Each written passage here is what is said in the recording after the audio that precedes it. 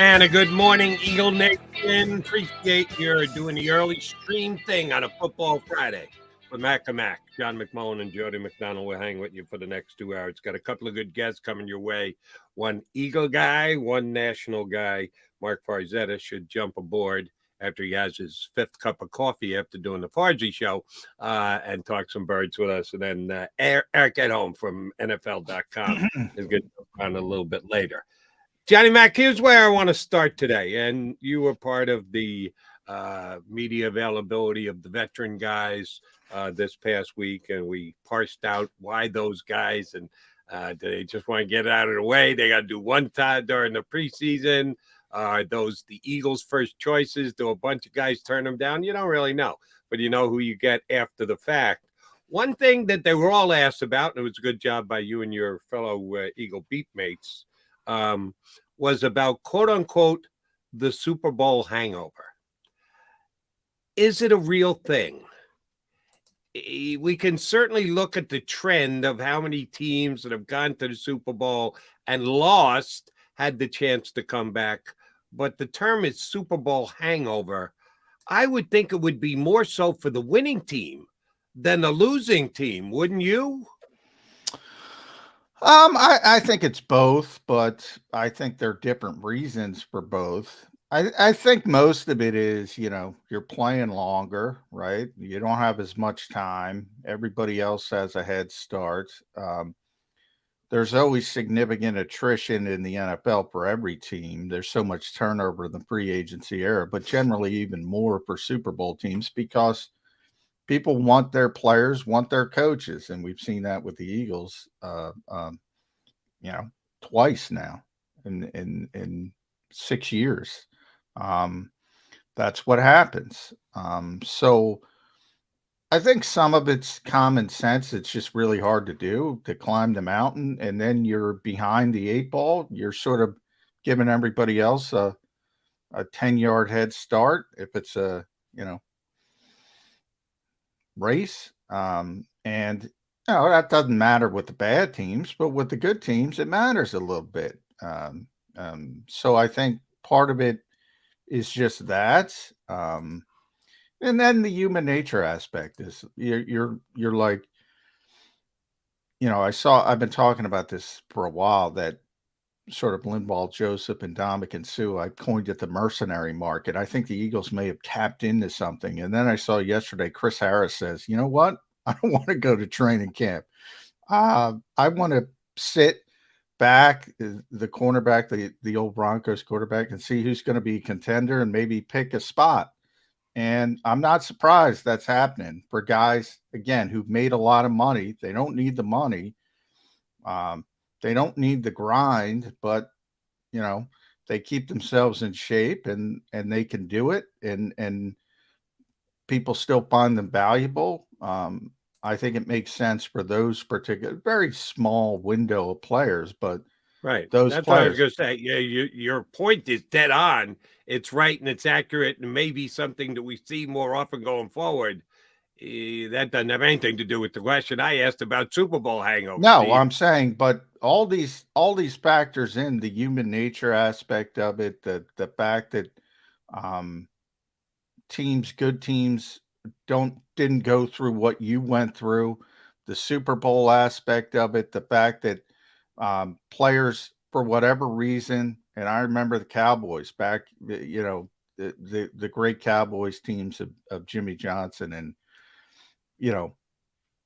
Troy Aikman, Emmitt Smith, Michael Irvin, all the great players they had, the offensive linemen, Eric Williams, Larry Allen, Nate Newton, and guys are signing Alvin Harper to these massive deals for the time, Dixon Edwards for these massive.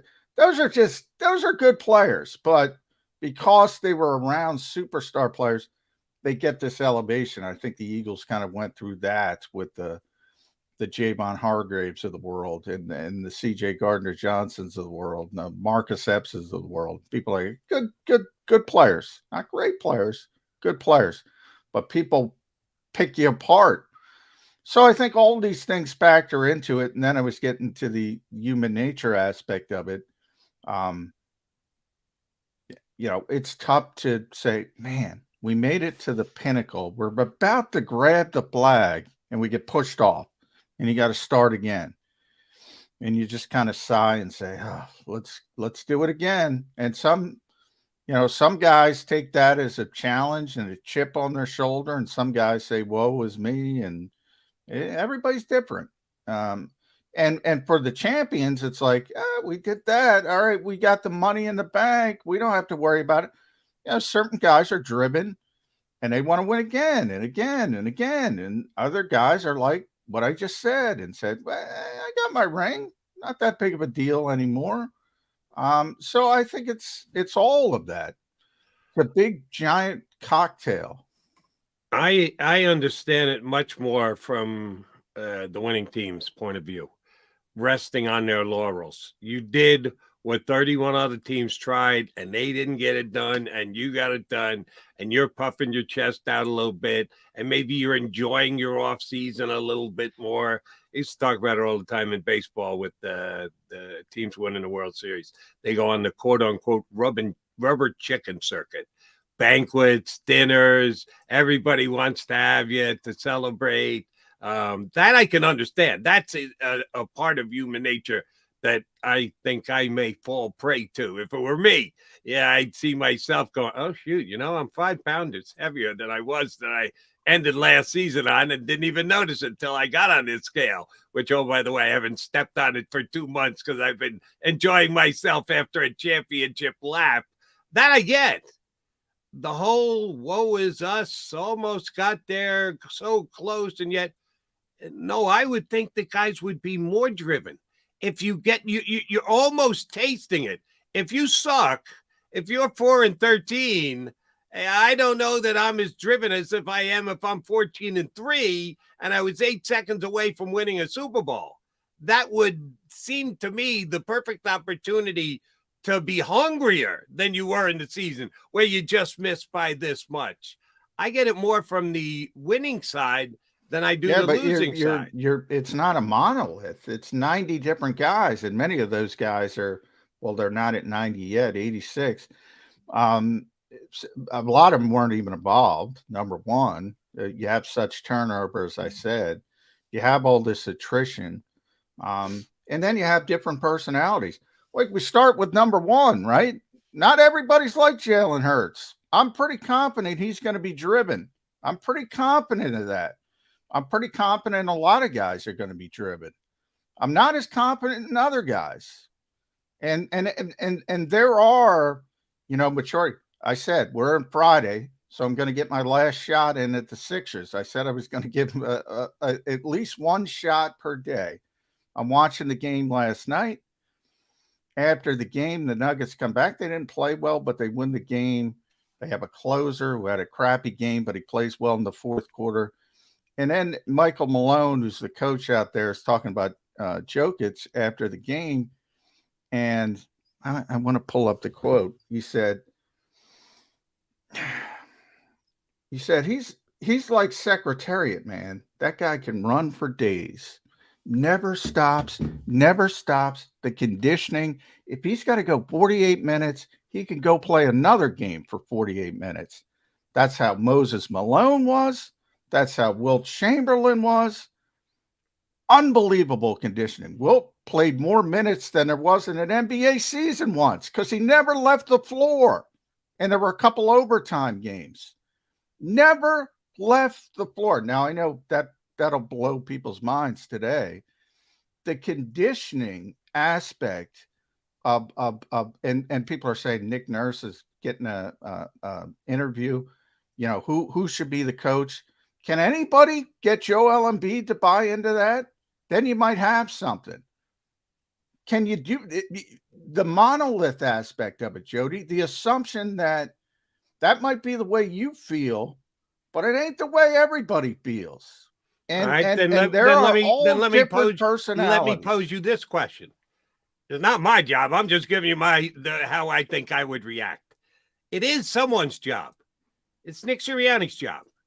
He's got to deal with all 86 players right now and different personalities and the like And if they needed to be poked and prodded or yelled at or patted on the back or whatever, he's got to be able to differentiate all of those different guys who may be in a different mind space because they got this close to winning the Super Bowl and didn't. Now, new guys, you're right. There's a turnover. There's some guys who weren't here before. So you deal with them differently as well. Is Nick Sirianni properly suited to be able to motivate this monolith of a team you're describing? Well, that's the problem. It's not a monolith. You just told me it was a monolith. Wait, is it a monolith or is it a monolith? No, I said it's not a monolith. I said it's a group of individuals making up a team. That's what I said. You're like, I would feel this way, in the assumption 85 other guys are going to feel that way. That's just not true. That's why I brought up Jalen Hurts. Can we get everybody to have the same drive and work ethic and that as Jalen Hurts? Boy, if you could do that, it's easy, but you can't do that. That's not realistic. That's what I'm trying to say. Everybody's different. Now, from my standpoint, over 2 years, Nick's as good at it as anybody else. Can he get it done? Can he get everybody going in the right direction? No, of course not. There's always going to be some issues. There's always going to be some guys that you find difficult to motivate or get the way you want them, or not reaching their particular potential. I don't know of a coach in the history of the world that can do that and get everybody, but he's been as good at it as just about anybody else when it comes to manipulating personalities, and it's probably the wrong word, but that's kind of what it is, and trying to get them on the same page. Like CJ Gardner-Johnson be the best example of this. You know, that worked out for one season. And then after the season, it didn't work out because other stuff come into play. You're disrespecting me with this contract offer. You don't understand me. He was just on the Kay Adams show. You know, all this stuff comes into it. We're talking about Jalen Carter, right? We've been talking about maturity issues. 22-year-old kid. How do you get him on the right path, the right page? Well, that's his job. It's up to him. But the assumption that everybody's going to be Jalen Hurts or everybody's going to be Michael Jordan and this extremely driven, not bothered by anything, that's rare. That's why I think yesterday, the rare breed, you know, that's rare. That's not common. That's not common. Like Nikola Jokic is not exactly common either. Not common. And I think people understand. All those people that want to burn down MVP voters who voted for Jokic, if they're watching the playoffs now, they probably understand a little bit better. They probably aren't watching the playoffs because their team is out of it. But if you watch him play, you get why people think the way they think. And he's deserving of every vote that he got, to be honest. And he's won it twice. And if he won it a third time, I wouldn't have bothered me even a little bit. But those personalities, and that's why it's great to have that foundation of not only Jalen Hurts, but the Jason Kelsey's of the world, the Brandon Grahams of the world. It's great to have that foundation, but you still got to build it up around them. And the coaching aspect of it too. Jody, we just went through this, man. When was the demarcation line? The ascent of Doug Peterson and the decline, right? Everybody points to Frank Reich and John DiFilippo. Fairly or unfairly. The attrition on the coaching staff, you know, people needed scapegoats. Oh, Mike Groh can't do this. Press Taylor can't do this. Press is doing a pretty good job in Jacksonville, by the way. So was Doug. Carson Walsh can't do this. Now we're here because everybody's got that glow. Oh, Brian Johnson will be fine. Oh, Sean Desai will be fine. I don't freaking know that. They seem like impressive guys, but I don't know that. I know Nick was very, very close with Shane Steichen. very, very close with Jonathan Gannon. These aren't his guys. They are now, but he didn't have a relationship with Brian Johnson before he came to Philadelphia. He didn't have a long-term relationship with Sean Desai before he picked him, before he came to Philadelphia. He had long-term relationships with Shane Steichen and Jonathan Gannon. I'm just saying, the people glossing over that after going through what we just went through with Doug Peterson, that to me might be the most underreported story of the offseason. There's going to be hiccups when it comes to that. That is something we'll certainly be talking about leading up to the season as we get some nice little calisthenics in. What are they doing this week, John, actually? Tip drills other than shooting free throws and competing in little fun games. They throw the football around. They do some drills. They're on the field doing some mainly conditioning and stuff like that. But you throw the football. They showed the videos. Everybody get you. Oh, AJ, Jalen's throwing it to AJ. Exciting stuff. Yeah, it's huge in May. So, yeah, we're getting some football action, but the losses and how the Eagles deal with them is going to be just as big a part as any drill that they do in May. That's for damn sure. So we're here for the next hour and change on Birds 365.